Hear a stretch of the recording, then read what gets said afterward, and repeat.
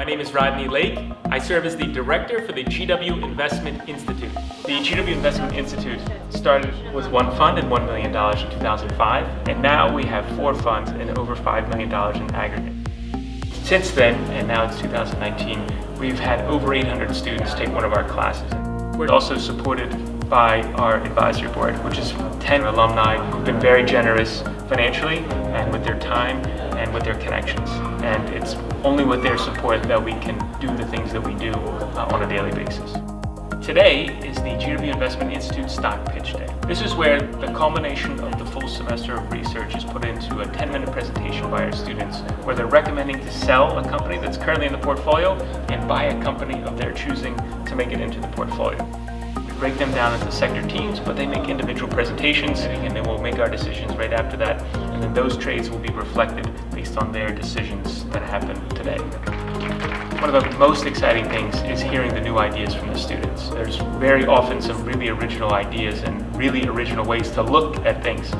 So we encourage them to come up with original research. So it's really interesting to see what ideas they have and how they back that up with the research that they do. And for me, that's the most rewarding part of teaching, which is taking a student from one place and helping them arrive to another place.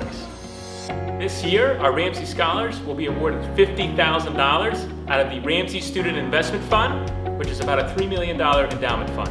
10 of our most distinguished students receive a $5,000 award for their great and hard work that they've accomplished in one of our classes.